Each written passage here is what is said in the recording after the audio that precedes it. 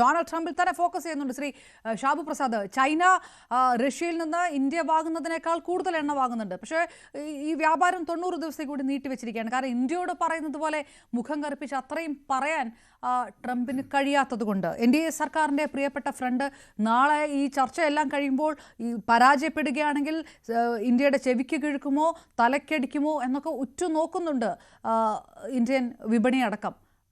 Trump ഇന്ത്യയെ ഈ രീതിയിൽ കുറ്റപ്പെടുത്തുകയും ഇന്ത്യക്കെതിരെ നിൽക്കുകയും ഒക്കെ ചെയ്യുന്നത് വലിയ ഒരു ആഭ്യന്തര പ്രശ്നങ്ങളൊക്കെ ഉള്ളത് കൊണ്ടാണ്. ഏത് തരത്തിൽ കൂടിയാണ് കാണുന്നത് ഇന്ത്യയിലെ രാഷ്ട്രീയ രംഗം? ഇല്ല, ഇന്ത്യയെ സംബന്ധിച്ചോളം കാര്യം ട്രംപ് ഈ 8 കാലി മൂന്ന് കളിച്ചതും ഈ വ്യാപാര ഈ താരിഫ് കാണിച്ച് പേടിപ്പിച്ചതും എന്നൊക്കെ നമുക്ക് മനസ്സിലാക്കേണ്ട ഒരു കാര്യമുണ്ട്. ട്രംപ് ഇന്ത്യയെ ശരിക്കും മനസ്സിലാക്കിയിട്ടില്ല എന്നുള്ളതാണ്. ചൈനയുടെ അതേ ലെവലിൽ തന്നെ, അതായത് 140 കോടി ജനങ്ങളുള്ള വലിയ ഒരു വിപണി എന്നുള്ളതിനപ്പുറം ഇന്ത്യയെ ശരിയായ രീതിയിൽ ട്രംപ് മനസ്സിലാക്കിയിട്ടില്ല. അതിന്റെ കാരണം വേറെ ഒന്നുണ്ട്. അദ്ദേഹത്തിന് ഈ രാഷ്ട്രീയത്തിലുള്ള പരിചയം എന്ന് പറഞ്ഞു കഴിഞ്ഞാൽ എത്ര നാളുണ്ട്? വളരെ കുറച്ചു കാലമല്ലേ ഉള്ളൂ. അങ്ങനൊരു അദ്ദേഹം ബിസിനസ്സുകാരനായിരുന്നു, പിന്നെ രാഷ്ട്രീയത്തിലേക്ക് വന്ന് പ്രസിഡന്റായി. അതിൻ്റെതായ എല്ലാ പോരായ്മകളും അദ്ദേഹം കാണിക്കുന്നുണ്ട്. സത്യത്തിൽ ഇന്ത്യയുടെ കരുത്ത് എന്ന് പറയുന്നത് ഈ എക്സ്പോർട്ട് അല്ല. ഇന്ത്യയുടെ ഏറ്റവും വലിയ സ്ട്രെങ്ത് എന്ന് പറയുന്നത് ഇന്ത്യയിലെ മിഡിൽ ക്ലാസ് ആണ്. ഇന്ത്യയിലെ മിഡിൽ ക്ലാസിന്റെ എണ്ണം എന്ന് പറഞ്ഞാൽ ആ ക്വാണ്ടം എന്ന് പറയുന്നത് ഈ അമേരിക്കയിലെയും യൂറോപ്പിലെയൊക്കെ ആകെ ജനസംഖ്യയേക്കാൾ വലുത്. ഈ മിഡിൽ ക്ലാസ് ആണ് ഇന്ത്യയുടെ എക്കണോമിക്സിന്റെ, ഫിനാൻസിന്റെ ചാലക ശക്തി എന്ന് പറയുന്നത്. അവരുടെ പർച്ചേസിംഗ് പവറും ആണ്. അവരാണ് സത്യത്തിൽ നമ്മുടെ സാമ്പത്തിക മേഖലയെ നിയന്ത്രിക്കുന്നത്. അങ്ങനെ ഒരു വലിയ മിഡിൽ ക്ലാസ് ഒരു വലിയ ശക്തിയായി ഇന്ത്യയിൽ ഉള്ളപ്പോൾ ഇദ്ദേഹത്തിന്റെ ഈ പറഞ്ഞ ഈ താരിഫിൽ വെച്ചിട്ടുള്ള ഈ ഉമ്മാക്കികളി പേടിയൊക്കെ ഒരു പരിധിക്കപ്പുറത്തേക്ക് നമ്മളെ സ്പർശിക്കില്ല. കുറച്ചൊക്കെ ബുദ്ധിമുട്ട്. കാര്യം ഈ അമേരിക്കയിലേക്കുള്ള എക്സ്പോർട്ടിനെ അടിസ്ഥാനമാക്കി നിൽക്കുന്ന കുറെ വ്യവസായങ്ങൾ ഇവിടെ ഉണ്ട്. ടെക്സ്റ്റൈൽസ് പോലുള്ളവയ്ക്ക് അങ്ങനെയുള്ളവർക്കൊക്കെ കുറച്ച് നാളത്തേക്കുണ്ടാവും. പക്ഷെ വലിയൊരു മാർക്കറ്റ് ഇവിടെ ഉണ്ട്. ആ മാർക്കറ്റ് ഇവിടെ ഉള്ളിടത്തോളം കാലം, ഇങ്ങനെ ഒരു ശക്തി ഉള്ളിടത്തോളം കാലം ഇന്ത്യയെ ഒന്നും ചെയ്യാൻ അവർക്ക് കഴിയില്ല. അതിന് മാത്രമല്ല, ഈ താരിഫിന്റെ ഇത് കാരണം ഏറ്റവും കൂടുതൽ ബുദ്ധിമുട്ടുന്നത് ഈ അമേരിക്കക്കാർ തന്നെയാണ്. ഈ ഇന്ത്യയിൽ നിന്നുമുള്ള ഉൽപ്പന്നങ്ങൾ ഇറക്കുമതി ചെയ്ത് അവിടെ കച്ചവടം നടത്തി ബിസിനസ് നടത്തി ജീവിക്കുന്ന വലിയൊരു കമ്മ്യൂണിറ്റി അമേരിക്കയിലുണ്ട്. അതേപോലെയുള്ള അമേരിക്കയിലെ ഇന്ത്യൻസ് ഉണ്ട്. ഇവർക്കൊക്കെയാണ് അതുകൊണ്ട് ഏറ്റവും അധികം ബുദ്ധിമുട്ടുണ്ടാകുന്നത്. ഒടുവിൽ അവർ സ്വാഭാവികമായിട്ട് അവരസ്വസ്ഥരാകും.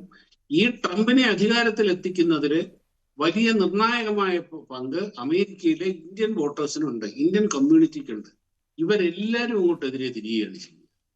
ഈ ഒരു ബേസിക് ആയിട്ടുള്ള ആ ഒരു സാമ്പത്തിക വ്യാകരണം ട്രംപ് മനസ്സിലാക്കാതെയാണ് ഇപ്പൊ ഈ താരിഫ് കൊണ്ട് ഇന്ത്യ അങ്ങോട്ട് ഒരടി അടിച്ചു കഴിഞ്ഞാൽ ഇന്ത്യ ഇവിടെ തലയും കുത്തി വീഴും എന്ന് അദ്ദേഹം ധരിച്ചത്. അത് പണ്ട് കാലത്തൊക്കെ നടന്നിട്ടുണ്ട്. ഇപ്പൊ ഒരു കാര്യമുണ്ട്, ഈ അടുത്ത കാലത്തല്ലേ നമുക്ക് ബോധ്യമാണ് നമ്മുടെ പ്രധാനമന്ത്രി പറഞ്ഞത്, ഈ 140 കോടി നമ്മൾ ഏറ്റവും കൂടുതൽ നമ്മുടെ ഒരു വലിയ ലയബിലിറ്റി ബാധ്യത എന്ന് കരുതിയിരുന്നത് എന്താണ്?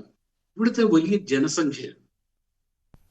വളരെ ഭീമമായ ഈ ജനസംഖ്യയാണ് ഇന്ത്യയുടെ ഏറ്റവും വലിയൊരു ബാധ്യത എന്ന് കരുതിയിടത്ത് നിന്ന് ഈ ജനസംഖ്യ എന്ന് പറയുന്നത് നമ്മുടെ ബാധ്യതയല്ല, നമ്മുടെ സമ്പത്താണ്, നമ്മുടെ അസറ്റാണ് എന്ന ഒരു പാരഡിം, ആ കാഴ്ചപ്പാടിനുള്ള ഒരു പാരഡിം ഷിഫ്റ്റ് ഈ കഴിഞ്ഞ 10 വർഷക്കാലത്തുണ്ടായിട്ടുണ്ട്. അങ്ങനെയാണ് കൂടുതൽ നമ്മുടെ ഇവിടെ മിഡിൽ ക്ലാസിന്റെ എണ്ണം കൂടിക്കൊണ്ടിരിക്കുക. മാത്രവുമല്ല, നമ്മുടെ ജനസംഖ്യയുടെ ഒരു 60% യങ് ജനറേഷനാണ്, യങ് ആണ്, ബിലോ 45 ഏജ് ആണ്. ഇതൊക്കെ ഇന്ത്യയുടെ മുമ്പിലുള്ള വൻ സാധ്യതകളാണ്, ഇന്ത്യയുടെ മുമ്പിലുള്ള വലിയൊരു ബ്രൈറ്റ് ഫ്യൂച്ചറിനെയാണ് ഇതൊക്കെ കാണിക്കുന്നത്. ഇതൊന്നും മനസ്സിലാക്കാതെയുള്ള കളിയാണ് ട്രംപ് കളിച്ചത്. എന്നാൽ നരേന്ദ്രമോദി സർക്കാർ, നരേന്ദ്രമോദി ഇത് ഈ നമ്മുടെ സ്ട്രെങ്ത് മനസ്സിലാക്കി കൊണ്ട് തന്നെയുള്ള ആ ഒരു നിലപാടാണ് എടുത്തത്. അതുകൊണ്ടാണ് ഈ ട്രംപിന്റെ ഈ ഭീഷണിക്ക് മുമ്പിൽ പോയി പണി നോക്ക് എന്ന് പറയാതെ പറഞ്ഞുകൊണ്ട് നിൽക്കുന്നു. പക്ഷെ അമേരിക്ക എന്ന് പറയുന്നത് വലിയൊരു രാജ്യമാണ്. ലോക രാഷ്ട്രീയത്തിൽ, ജിയോ പൊളിറ്റിക്സിലൊക്കെ വളരെ വലിയ സ്വാധീനമുള്ള, പ്രാധാന്യമുള്ള രാജ്യമാണ്. ജനാധിപത്യ രാജ്യമാണ്. ലോകത്തിലെ തന്നെ ഏറ്റവും പഴക്കമുള്ള ആധുനിക ജനാധിപത്യമാണ്. വലിയ മിലിറ്ററി സ്ട്രെങ്ത് ആണ്, എക്കണോമിക് പവറാണ്. അവർക്ക് അതിൻ്റെ അകത്തൊരു വലിയ സ്ഥാനമുണ്ട്. അതുകൊണ്ട് തന്നെ ആ രാജ്യവുമായിട്ടുള്ള ബന്ധം, നമുക്ക് നല്ല ബന്ധം എന്ന് പറയുന്നത് നമുക്ക് പ്രധാനവുമാണ്. അത് ഈ കറക്റ്റായിട്ടൊരു ബാലൻസിൽ നമ്മുടെ താല്പര്യങ്ങൾ 100% സംരക്ഷിച്ചുകൊണ്ട് തന്നെ, എന്നാൽ ഈ ട്രംപിനെ പോലെയുള്ള ഒരു വിടുവായനെ നിലയ്ക്ക് നിർത്താനും കഴിയും എന്നുള്ള ആ നയതന്ത്ര മെയ്വഴക്കവും ആ വൈഭവവുമാണ് ഇന്ത്യ ഈ അടുത്ത കാലത്ത് കാണിച്ചിട്ടുള്ളത്. വളരെ അനാവശ്യമായി ഒരു വാക്കുപോലും പറയാതെ, ഒരു വാക്കും മിണ്ടിയിട്ടില്ല. വളരെ സൂക്ഷിച്ച് ഓരോ വാക്കുകളും അളന്നു മുറിച്ചു മാത്രമുള്ള പ്രതികരണങ്ങളിൽ കൂടെ ശരിക്ക് ഈ ലോകരാജ്യങ്ങളുടെ, അന്താരാഷ്ട്ര സമൂഹത്തിൽ നമ്മുടെ ആ ഒരു പ്രതിച്ഛായ ഇങ്ങനെ മേൽക്കുമേൽ വളരുകയാണ് ചെയ്യുന്നത്. ഒരു വാക്കുകൾ ഈ ട്രംപ് കടന്ന് ഈ ഒച്ചമൊളി ഉണ്ടാക്കുന്ന പോലെ എന്തെങ്കിലും പറയുന്നു. പക്ഷെ എന്നാൽ കാര്യങ്ങൾ നല്ല വൃത്തിക്കും വെടുപ്പിനും നടക്കുന്നുമുണ്ട്. പിന്നെ ഇപ്പൊ നടക്കാൻ പോകുന്ന ആ സംഭാഷണത്തെ പറ്റി പറയുകയാണെങ്കിൽ, എന്റെ ഒരു പ്രതീക്ഷ ഞാൻ പറയാം, മിക്കവാറും ഈ ഉക്രൈൻ വിഷയം, ഈ യുദ്ധം ഈ സംഭാഷണത്തോടുകൂടി തീരും. കാര്യം പറഞ്ഞാൽ എങ്ങനെയും ഇത് എന്ത് വില കൊടുത്തും ഇത് തീർക്കുക എന്നുള്ളത് റഷ്യയുടെ ആവശ്യമല്ല, അത് ഉക്രൈന്റെയും ഈ അമേരിക്കയുടെയും ട്രംപിന്റെയും ആവശ്യമാണ്. അതുകൊണ്ട് ഈ റഷ്യയുടെ ആവശ്യങ്ങൾക്ക് വഴങ്ങിക്കൊണ്ട് തന്നെ, പൂർണ്ണമായും വഴങ്ങിക്കൊണ്ട് തന്നെ, എന്നാൽ ഞാൻ യുദ്ധം നിർത്തി, ഞാനാണ് ഈ ലോകത്തിനെ നിയന്ത്രിക്കുന്നത് എന്ന ആ ഒരു ഇമേജ് ഉണ്ടാക്കിക്കൊണ്ട് വളരെ വളരെ സ്റ്റൈലിഷ് ആയിട്ടുള്ള ഒരു ഡിപ്ലോമാറ്റിക് അഭ്യാസത്തിൽ കൂടെ ഈ യുദ്ധം അവസാനിക്കും. റഷ്യയുടെ താല്പര്യങ്ങൾ അവിടെ സംരക്ഷിക്കപ്പെടും. അതാണ് ശരി. ഞാൻ തീർച്ചയായിട്ടും തിരികെത്താം ശ്രീ ഷാബു പ്രസാദ്. അതായത് ഇന്ത്യയെ സംബന്ധിച്ചിടത്തോളം, ഇന്ത്യ എന്ന നിലപാടെടുത്താലും ഈ ട്രംപ് കോമാളിവർഷം കാണിച്ചാലും തീരുമാനമെടുക്കുന്നത് അമേരിക്ക എന്ന രാജ്യമാണ് എന്നുള്ളത് തന്നെയാണ്. അപ്പോൾ റഷ്യയുടെ നിലപാട് ഏത് തരത്തിലാകും എന്നുള്ളത് ചോദിക്കുമ്പോൾ, ഡോക്ടർ മോഹൻ വർഗീസ്, അലാസ്കയിൽ വെച്ച് നടക്കുന്ന ഉച്ചകോടി സെലൻസ്കി പങ്കെടുക്കുന്നില്ല, യൂറോപ്യൻ യൂണിയനിലെ മറ്റ് പ്രതിനിധികളൊന്നും പങ്കെടുക്കത്തില്ല. അപ്പോൾ റഷ്യയും അമേരിക്കയും ചേർന്ന് ഈ വിഷയത്തിൽ ഒരു തീരുമാനമെടുക്കും. ഇത് ഞങ്ങളുടെ സൗകര്യം പോലെ മറ്റ് രാജ്യങ്ങളെ അറിയിക്കും. ഇങ്ങനെ ഒരു സന്ദേശം ഇതിനകത്ത് നൽകാൻ ഉദ്ദേശിക്കുന്നു. ഇതൊരു പുതിയ നയതന്ത്ര സമീപനത്തിലേക്ക് അമേരിക്ക കടക്കുന്നു. അത് റഷ്യയെ ഒറ്റപ്പെടുത്താനുള്ള ശ്രമം പാളിപ്പോയി പലതവണ. അതിൽ നിന്നൊരു പാഠം പഠിച്ചുകൊണ്ട് ഈ ഒരു പുതിയ സമീപനത്തിലേക്ക് അമേരിക്ക മാറുന്നു. അങ്ങനെ ഒരു സന്ദേശം കൂടി ഇതിനകത്തുള്ളൂ. അങ്ങനെ ഉണ്ടെങ്കിൽ അതിനോടുകൂടി റഷ്യ എങ്ങനെ റെസ്പോണ്ട് ചെയ്യുന്നു എന്നുള്ളത് പ്രധാനമാണ്. അമേരിക്ക റഷ്യ ആ ഇക്വേഷൻ അത് എത്രത്തോളം ഇതിനെ ബാധിക്കുന്നുണ്ട്? അപകടകരമായ ഒരു പ്രവണതയാണ് അപർണ ഇത്. ഉക്രൈൻ്റെ പങ്കാളിത്തമില്ലാതെ പ്രധാനപ്പെട്ട രണ്ട് ശക്തികൾ ഉക്രൈൻ്റെ കാര്യത്തിൽ തീരുമാനമെടുക്കുന്നു, ധാരണയാവുന്നു, ഉക്രൈൻ അത് അനുസരിക്കാൻ ബാധ്യസ്ഥരാവുന്നു. ഇത് 19ാം നൂറ്റാണ്ടിൽ പാർട്ടീഷൻ ഓഫ് പോളണ്ടിനോട് ഉപമിക്കാവുന്ന ഒരു സംഭവവികാസമാണ്. കാരണം ആ രീതിയിൽ super power rivalries, big power റൈവൽറീസിൻ്റെ തിയേറ്ററായി ഉക്രൈൻ മാറുകയും ഉക്രൈൻ്റെ സേ ഇല്ലാതെ ആ കാര്യത്തിൽ ചില ധാരണകളെത്തുകയും നിസ്സഹായമായി ഉക്രൈൻ ചില പ്രദേശങ്ങൾ വിട്ടുകൊടുത്തുകൊണ്ട് സന്ധി ചെയ്യുകയും ചെയ്താൽ നാളെ ഇതിനേക്കാൾ വലിയ വിപത്താണ് വരാൻ പോകുന്നത്.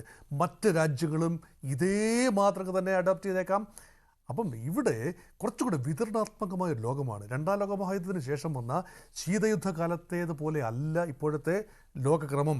അതുമാത്രമല്ല 2000ങ്ങളിൽ നിലവിൽ വന്ന ഏകധ്രുവ സംവിധാനവുമല്ല, അല്ലെങ്കിൽ ശീതയുദ്ധാനന്തരം നിലവിൽ വന്ന അമേരിക്ക നയിക്കുന്ന ഒരു ഏകധ്രുവ സംവിധാനവും. ഞാൻ ഇടപെട്ട് ചോദിക്കുന്നത് ശ്രീ മോഹൻ വർഗീസ്, ഇന്ത്യ പാക് യുദ്ധവുമായിട്ട് ബന്ധപ്പെട്ട അവകാശവാദം നടത്തിയ രാജ്യമാണ് അമേരിക്ക. ഇത് നമ്മൾ പേടിക്കണം. ഈ ഒരു നീക്കത്തെ നമ്മൾ കൂടി പേടിക്കണം. ഇവിടെ അപർണ, ഇവിടെ ഓർക്കേണ്ട ഒരു കാര്യം, ഇവിടെ ട്രംപ് ഇത് പറയുന്നതിൻ്റെ പിന്നിൽ എന്തെന്നുള്ളതാണ്. അത് അമേരിക്കയുടെ ഒരു ചെറിയ അപകർഷതാബോധമെന്ന് പറയാനാവില്ല എങ്കിലും ഒരു സെക്യൂരിറ്റി പാരഡൈമിൽ വന്ന മാറ്റമാണ്. America is not exactly sitting pretty. ഇത് വിവരമുള്ളവർക്കറിയാം. അമേരിക്കയുടെ ആകെ ഒരു ഇക്കോണമി 30 ട്രില്യൺ ഇക്കോണമിയാണ്. പക്ഷേ അവരുടെ കടം അതിനേക്കാൾ കൂടിയ ഒരു കടമാണെന്ന് ഓർക്കണം. അതുമാത്രമല്ല അമേരിക്കയെ സംബന്ധിച്ചിടത്തോളം വലിയ തോതിലാണ് ബാധ്യതകൾ. അപ്പോൾ അവിടെ അതുമാത്രമല്ല ഈ ട്രേഡ് ഡെഫിസിറ്റ് തന്നെ $1.2 ട്രില്യൺ ട്രേഡ് ഡെഫിസിറ്റ്. ഇന്ത്യയുമായിട്ടുള്ളത് ഏതാണ്ട് പിന്നെ $45 ബില്യൺ വ്യാപാര കമ്മി. ചൈനയുമായി $295 ബില്യൺ വ്യാപാര കമ്മി. അപ്പോൾ അങ്ങനെ $1.2 ട്രില്യൺ അമേരിക്കൻ ഡോളേഴ്സ് വർത്ത് വ്യാപാര കമ്മിയുള്ള രാജ്യം കയറണമെങ്കിൽ ഈ ഓർഡർ പൊളിച്ചടുക്കണം. അതേസമയം ഇന്ത്യയും ചൈനയുമെല്ലാം ഒരു വളരെ വലിയ സാധ്യത കാണുന്നു. അമേരിക്ക നേതൃത്വം നൽകുന്ന ഡോളർ അധിഷ്ഠിതമായ ലോകക്രമം മാറ്റിമറിക്കാൻ കിട്ടുന്ന ഇപ്പോഴത്തെ അവസരം. ചെറിയ പരിക്കുകളൊക്കെ സംഭവിച്ചാലും ഈ ക്രമം തകരേണ്ടത് ഇന്ത്യയുടെയും റഷ്യയുടെയും ചൈനയുടെയും ഒക്കെ ആവശ്യമാണ്. അതുകൊണ്ടാണ് ഞാൻ ബ്രിക്സ് എന്ന് തെളിച്ച് പറയുന്നില്ല. പക്ഷേ ഇന്ത്യയുടെ പെർസ്പെക്റ്റീവിൽ നോക്കിയാൽ ലെറ്റ് ഇറ്റ് ഹാപ്പൻ. നേരത്തെ ശ്രീ ഷാബു പ്രസാദ് പറഞ്ഞതിൽ വലിയ സത്യങ്ങളുണ്ട്. എന്താണ്?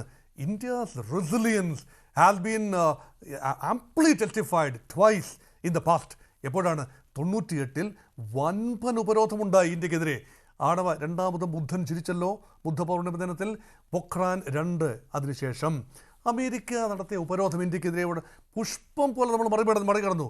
അതുപോലെ തന്നെ ഗ്ലോബൽ ഇക്കണോമിക് റിസഷൻ 2008-9 വർഷം ആഗോള വിപണികൾ കൂപ്പുകുത്തിയപ്പോൾ ബാങ്കിങ് ഇൻഷുറൻസ് മേഖലകൾ ഗ്ലോബൽ മെൽറ്റ് ഡൗണിൽ ഒലിച്ചു പോയപ്പോൾ ഇന്ത്യ വ്യക്തമായി പിടിച്ചു നിന്നു.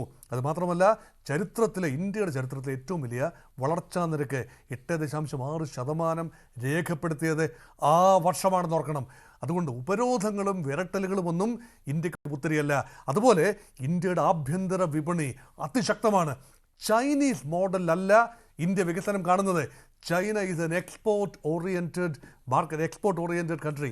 ഇന്ത്യ അങ്ങനെയല്ല. ആഭ്യന്തര വിപണി ശക്തമാണ്, ആഭ്യന്തര സംവിധാനങ്ങൾ ശക്തമാണ്. അതുമാത്രമല്ല India is still an agrarian power. അപ്പോൾ ഇവിടെ നമ്മുടെ പ്രിഫറൻസ് ഉണ്ട്. അതാണ് ശ്രീ നരേന്ദ്രമോദി പറയുന്നത്. നമ്മുടെ പ്രധാനമന്ത്രി കഴിഞ്ഞ ദിവസമാഴ്ച നടത്തിയ ഒരു സ്റ്റേറ്റ്മെൻറ്റ് വേണ്ട രീതിയിൽ ശ്രദ്ധിക്കാതെ പോയൊരു സ്റ്റേറ്റ്മെൻറ്റാണ്. We have our priorities. നമ്മുടെ ആദ്യത്തെ ഉത്തരവാദിത്വം കർഷകരോടാണ്. അമേരിക്ക എന്താണ് വേണ്ടത്? അമേരിക്കയ്ക്ക് ഇന്ത്യയുടെ വിപണി ജനറലി വേണം. അതുമാത്രമല്ല കാർഷിക ഉൽപ്പന്നങ്ങൾ, ജനിതക വ്യതിയാനം വരുത്തിയ വിത്തനങ്ങൾ ഉൾപ്പെടെ ഇവിടെ കൊണ്ടുവന്ന് അടിച്ചേൽപ്പിക്കാനാണ് ശ്രമമെങ്കിൽ അത് വഴങ്ങാൻ ഇന്ത്യ തയ്യാറാവില്ല. അപ്പോൾ ഇന്ത്യയുടെ പ്രിഫറൻസസ്, പ്രയോറിറ്റീസ് വെയിൽഡ് ലാംഗ്വേജിൽ ശ്രീ എസ് ജയശങ്കറും പ്രധാനമന്ത്രിയും എല്ലാം തന്നെ വ്യക്തമായി പറഞ്ഞു. ഇവിടെ ഇന്ത്യയെ മെരുക്കിയെടുക്കാനാവില്ല എന്നതുകൊണ്ടാണ് ട്രംപ് നയമാറ്റം കൊണ്ടുവന്നത്. പാകിസ്ഥാനെ ഉപയോഗിച്ചുകൊണ്ട്, ബംഗ്ലാദേശിനെ ഉപയോഗിച്ചുകൊണ്ട്, പാകിസ്ഥാനെ പീഡിപ്പിച്ചുകൊണ്ട്, പ്രലോഭിപ്പിച്ചുകൊണ്ട്, പാകിസ്ഥാൻ്റെ ജനറൽ അസിം മുനീറിനെ സ്വീകരണം ഒരുക്കിക്കൊണ്ട്, ലഞ്ചോൺ ഒരുക്കിക്കൊണ്ട്, അദ്ദേഹത്തിൽ നിന്നും നോബൽ സമ്മാനത്തിനുള്ള ഒരു സാക്ഷ്യപത്രം വാങ്ങിയെടുത്തുകൊണ്ട് എല്ലാം കാണിച്ച ഈ കസറത്ത് അത് പാകിസ്ഥാനോടുള്ള സ്നേഹമൊന്നുമല്ല, മറിച്ച് ഇന്ത്യയെ വരച്ച വരയിൽ നിർത്താനും 25-ാം തീയതി അമേരിക്കൻ ടീം വരികയാണ്, ട്രേഡ് നെഗോസിയേറ്റേഴ്സ് വരികയാണ്. 2 ദിവസങ്ങൾ വളരെ പ്രധാനമാണ്. 25, 26, 27 ദിവസങ്ങൾ പ്രധാനമാണ്. കാരണം ഈ മാസം, ഓഗസ്റ്റ് മാസം 27-ാം തീയതിക്കുള്ളിൽ തീർച്ചമൂർച്ച വരുത്തിയില്ല എങ്കിൽ ഒരുപക്ഷെ 50% ടാരിഫ് അടിച്ചങ്ങോട്ട് കൊടുക്കുമെന്നുള്ളതാണ്. അതിനു മുമ്പ് തലയൂരണമെന്ന ആഗ്രഹം അമേരിക്കയ്ക്കുണ്ട്. അതുകൊണ്ടാണ് ഓഗസ്റ്റ് 15 നാളെ നിർണായക ദിനമാണ്. 25-ന് ട്രേഡ് നെഗോസിയേറ്റേഴ്സ് വരുമ്പോൾ എന്തെങ്കിലും ഒരു കാര്യം കാണിക്കാനുണ്ടാവണം. 27-ന് മുമ്പിൽ ഒരു ഡീൽ ഉണ്ടായിക്കഴിഞ്ഞാൽ എല്ലാം ഓക്കെ. അതിലേക്ക് തന്നെയാണ് ട്രംപിൻ്റെ ശ്രദ്ധ എന്ന് തന്നെയാണ്. പക്ഷേ ഇന്ത്യയുടെ ഓപ്ഷൻസ് വളരെ വലുതാണ്. അതിനേക്കാൾ കൂടുതലാണ് ഇന്ത്യയുടെ ഓപ്ഷൻസ്. കാരണം ഇന്ത്യക്ക് അതിനുശേഷവും India will live to fight another war എന്ന് പറഞ്ഞാൽ ഇന്ത്യ ഡൈവേഴ്സിഫൈ ചെയ്യും.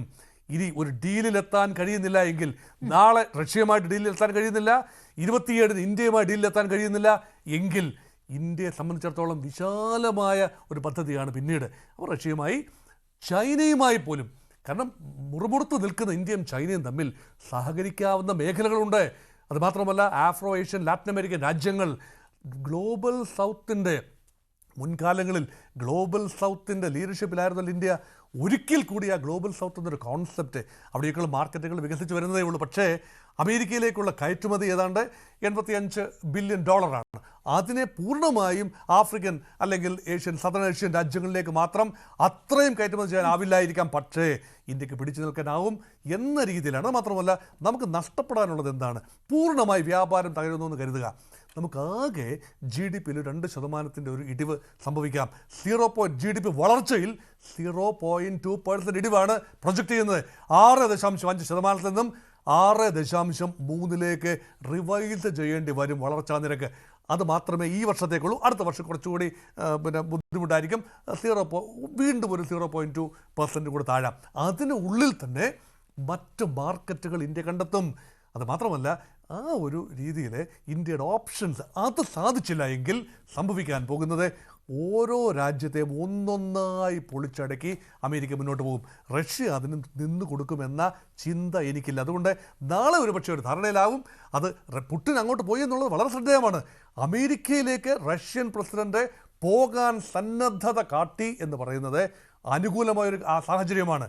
അവിടെ ട്രംപ് വീണ്ടും പൊണ്ണക്കാരി വിത്തിൻ കോട്ട്സ് വലിയ തെണ്ടിപ്പൊണ്ണക്കാര്യം എന്ന് പറയുന്ന ആ ഒരു ചിന്ത വീണ്ടും എടുക്കുകയാണെങ്കിൽ സെലൻസ്കിയോട് അമേരിക്കയിൽ വെച്ച് പെരുമാറിയതുപോലെ അലാസ്കയുടെ മണ്ണിൽ പുടിനോട് പെരുമാറുന്നു എങ്കിൽ അക്കളി തീക്കളി കട്ടായം.